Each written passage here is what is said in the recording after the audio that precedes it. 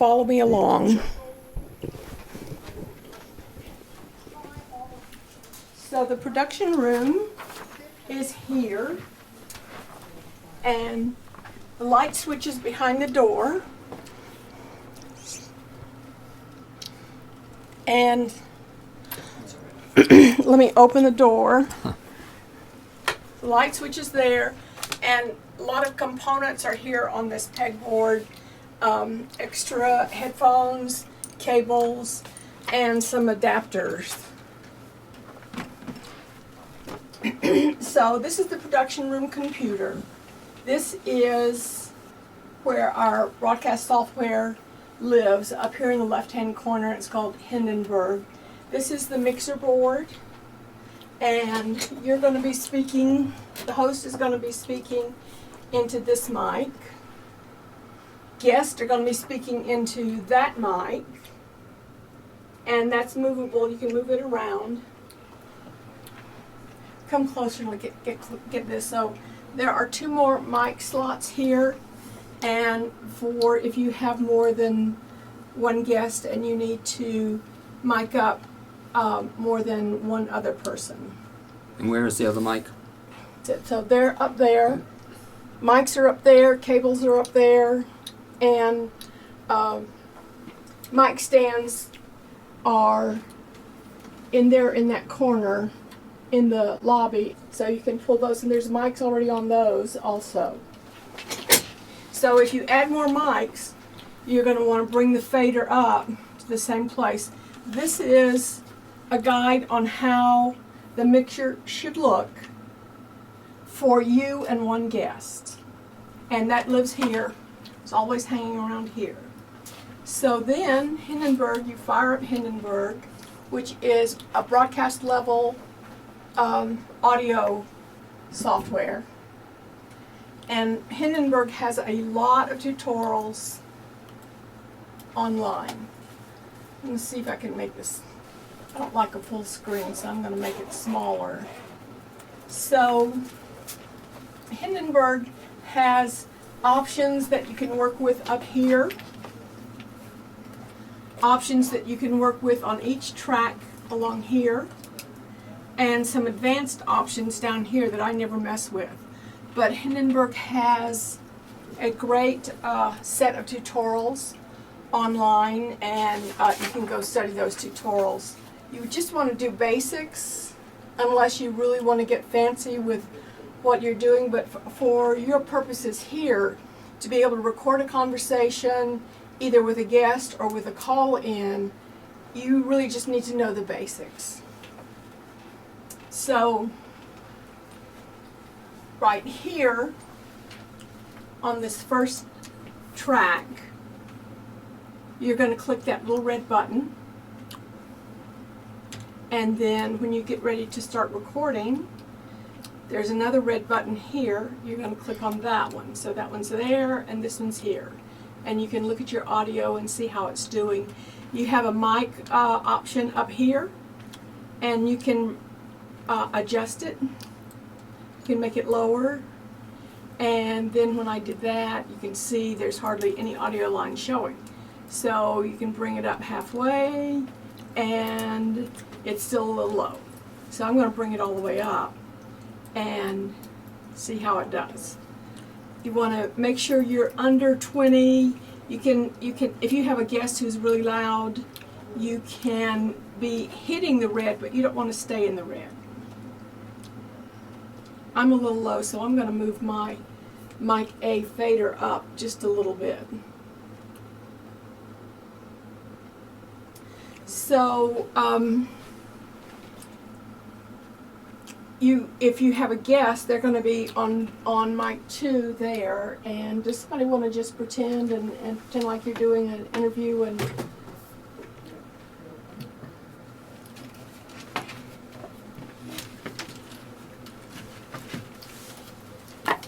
Okay. all right, testing mic 2. Okay. Okay. All right, a little closer. Okay. Okay. All right, so he's recording and I've recorded. So these are the lines that you're going to be looking for. This is your actual recording going on. And then once we're ready to stop, you hit this little square button, which is the pause button. Say you need to discuss something, say the phone rang, and you don't want it being recorded. You can hit the pause button and stop recording, and then when you're ready to start again, you're going to hit the red button and start recording again.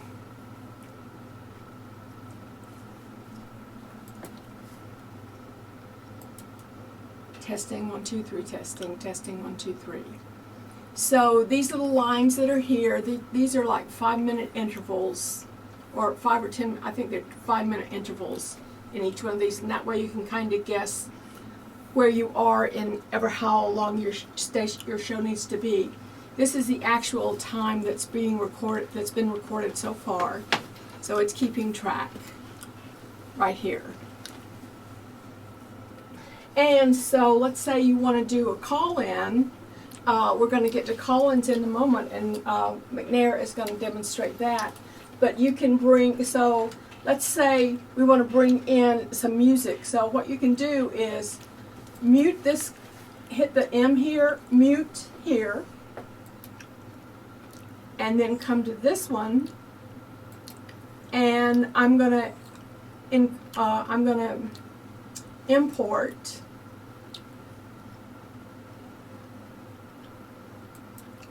some music.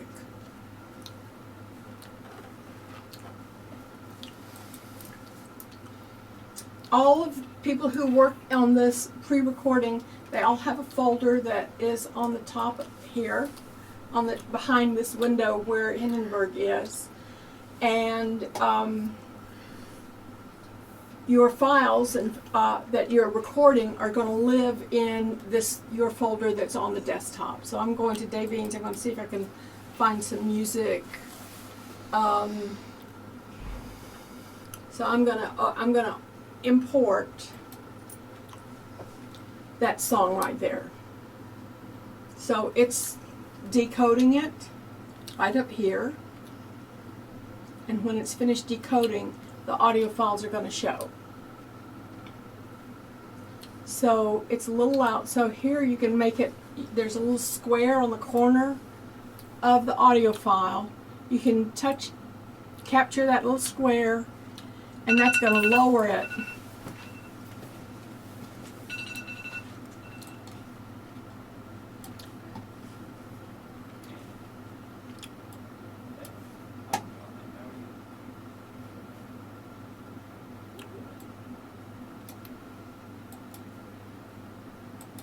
To unmute, and so both of these should play. And you can look at your audio and see how it's doing. You have a mic option up here, and you can adjust it.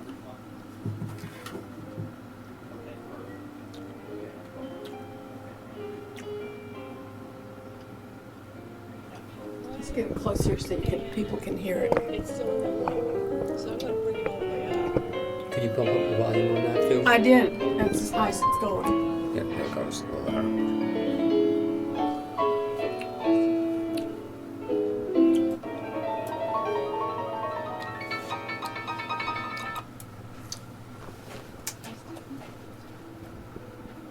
Our audio is really low here for some reason.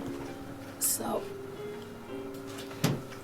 but you get the idea that it will play in the background behind your first track. So then McNair is going to take over and show you how to do a call-in using Zoom. McNair? So I have been using the audio portion of Zoom, which is similar to Skype. Everybody's heard of it. You can use the video part if you want, but there's really no need to since you're just doing radio interviews. And the things that I bring to the production room, I bring my own laptop computer, and I bring this audio cable which hooks into the mixer board from personal laptop computer. And I use Hindenburg as the editing software for the program. Now, so once you get your laptop set up, you will be able to pick up. Well, first of all, you need to set up a Zoom account, and since I do it quite often, it's either $10 or $15 a month, and you basically get unlimited usage on Zoom. You bring up your Zoom software on your computer. You've installed it if you haven't already, and there'll be a place to, if you're familiar with Zoom, you do meeting setup, and there's a button you click on that says invite guest, and it will give you the call-in number, the meeting ID, and you need to, I always copy that into my email and send it to the person that is going to be interviewed so that they know the number they can call in on. Just one or two points about the guests calling in. I've never had much luck with people calling in via computer.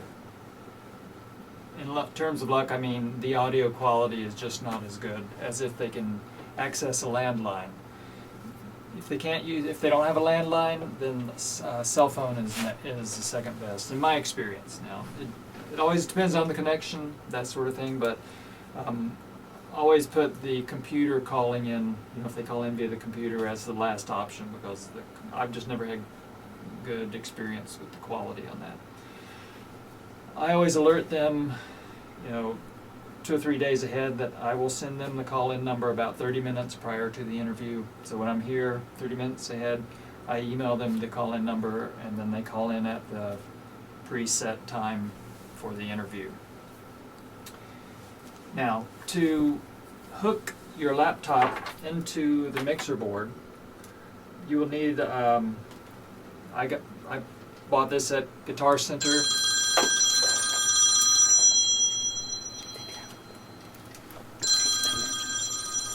It's an audio cable. One end is a male plug. This plugs into your headphone outlet on your computer, if they still make headphone outlets. They do, on some of them. And the other end is split, left and right channel, and I always plug it into the mixer board where it says 9/10.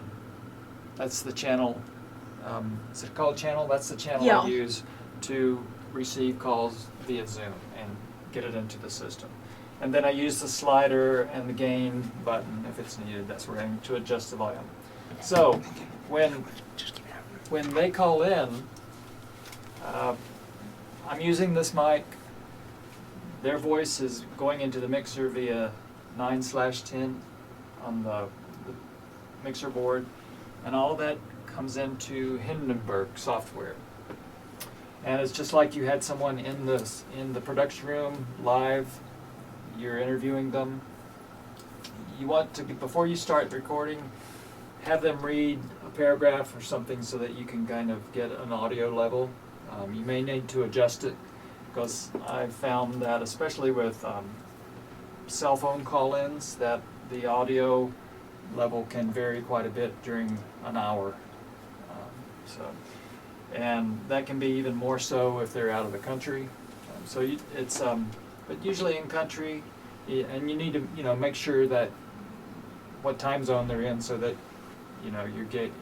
they're calling in when you're here, and if it's 1 o'clock here, then it's 10 o'clock on the Pacific Coast, that sort of thing. So, but just check your audio levels before you start recording.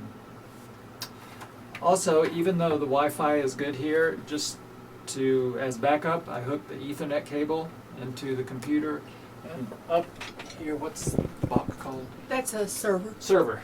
That's our server. There's a plug for the Ethernet cable, so you want to, just in the back there's a couple of open female slots there. You plug it in there and then into the back of your computer, and that way you've got, for sure, You're wired in. You're wired in. In case something should happen to the Wi-Fi while you're recording. I guess that's pretty straightforward. So would you pull up one of your files from Yep. from the past, maybe, and hopefully one from overseas, so they get the idea of the quality that you can get. And it does need to be, as you mentioned, either a landline or a cell phone, and the cell phone cannot be on speaker or it's going to be bad audio. So they need to be speaking directly into the phone, not on speakerphone. My reading glasses are in my backpack. Are you looking for your... My reading glasses. Okay. Just hand me the backpack if you don't All mind. right. Sorry. Then I can see what I'm doing. So you want an overseas one? Okay, here's an Yeah. overseas one. Okay.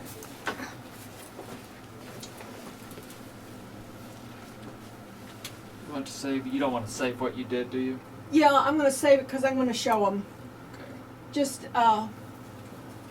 Let's switch glasses real quick here.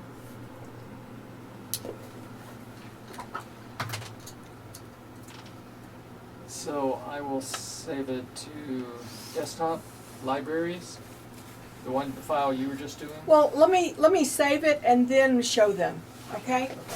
So, because that's the next step, is saving that audio file. Okay. And then we can... Because I can't bring up my file. Right.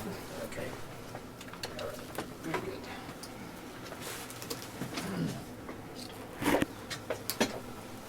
So then you've got your music and your audio here, and you're ready to save the file. So hold down the shift key here, and wherever you put the cursor in between there is going to be highlighted, and you want to save that selection.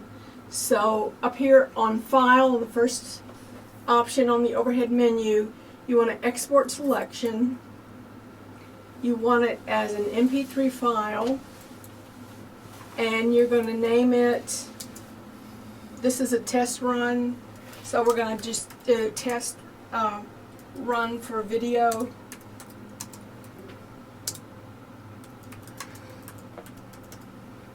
And you're going to make sure you're going to come to the desktop, you're going to make sure you find your folder.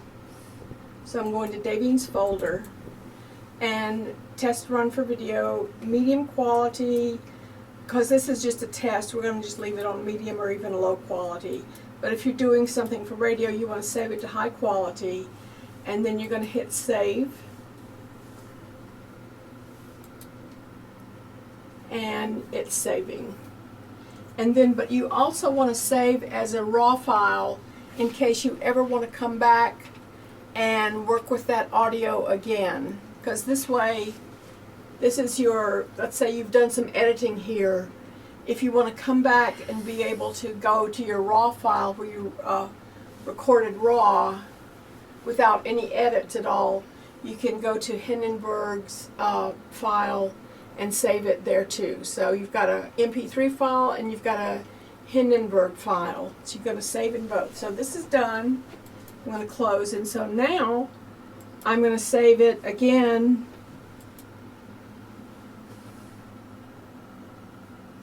up here to save as. This time it's going to be as a Hindenburg file. I'm going to make sure we go back to my folder again because it reverted to Blaine's folder. Scroll down to your folder.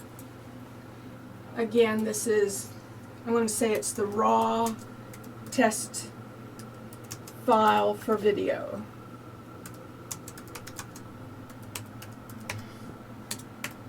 And I'm going to save it again. And see, it says Hindenburg here. So I'm going to save it again. And then that file is ready for you to use ever how you want to on a show. But that's the basics of how you're going to do it. So let's go look at Davine's folder, and our files should be in there. There, test for video, right there at the bottom. So now we're going to let McNair show his examples of an overseas call, and you can get an idea of the quality. this was almost a year ago. This was a call to London, and I will fast forward up here, bring it up. Let's just start. And went to Ethiopia the following February 2006, and spent the next 2 years there on and off. I would come back to England, and then go backwards and forwards. And by that, Okay, so you can see, actually the audio quality is tends to be pretty decent if the connection is good. You never know. And then here is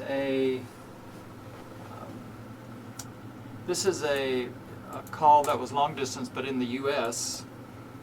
with Darwin Animal Doctors.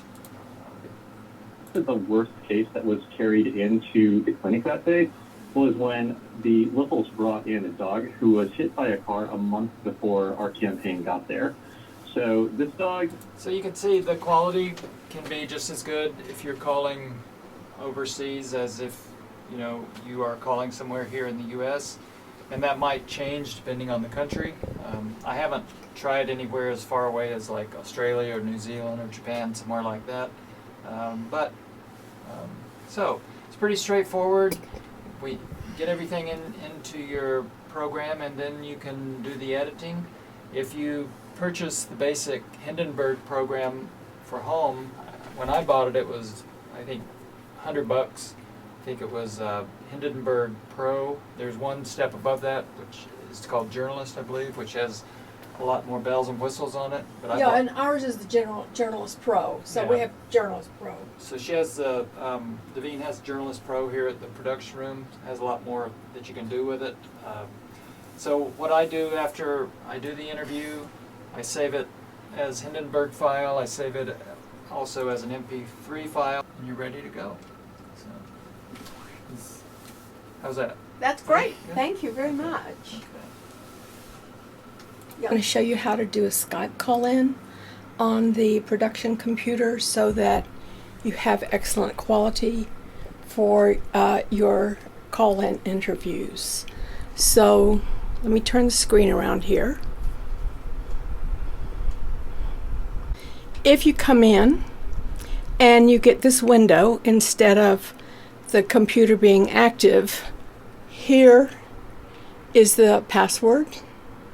And you're going to key that in, and it's all lowercase.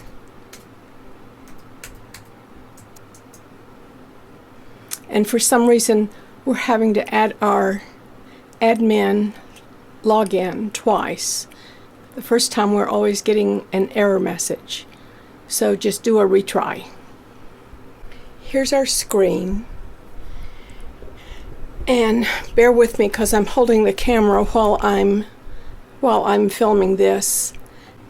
The Skype software is located right here over in the left-hand column. You click on that, and then you're going to get this window. Welcome to WPVM, and then you're going to click on the keyboard and key in your number to call. Then you're going to carry on your conversation. You will speak through the microphone that's up here, bring it forward, and make sure that you've got good audio on your end. The system automatically records the person calling in. Once you end your call, then over here under My Skype Recorder, all the calls that have gone out have been recorded, and you can access them from this folder right here. And you'll go look for the date. Today is 3/19/2020. So whatever your date is, generally it's going to be at the bottom of this list. And then you can copy that file and take it and add it to either Hindenburg or Audacity, whichever audio software you're using to do your call-in interview. And so that's how you do some call-ins. That really opens up the world to you, so that in the this time period when people are especially in quarantine and isolation, You can continue doing interviews by using this method. When you're doing a live show on the air, you're automatically being recorded into this archive file over here, and you can capture those past shows of yours.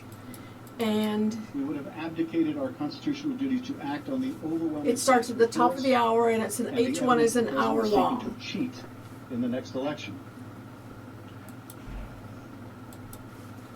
One other thing that I need to show you is, see how on this file everything is at different levels here. You can come to Tools, you highlight everything, come up to Tools and go to Auto Level, and Hindenburg is going to bring everything up and down so that it's equally sounding audio all across your file.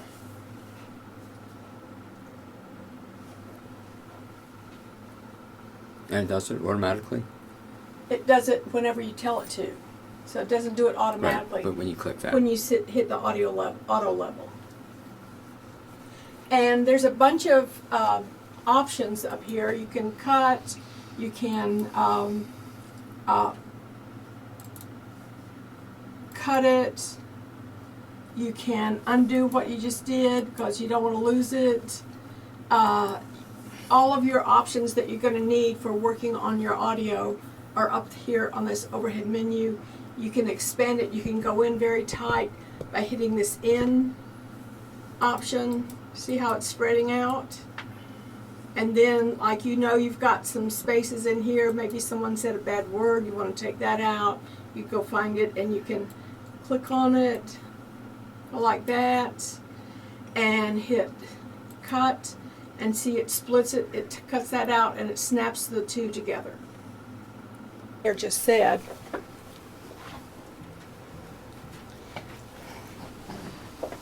So then if you're doing a whole show and you want it to play in place of doing a live show, or if you're the type of person who just wants to also always pre-record, then once you're through and you have your MP3 file, we're networked to our server, which is up here.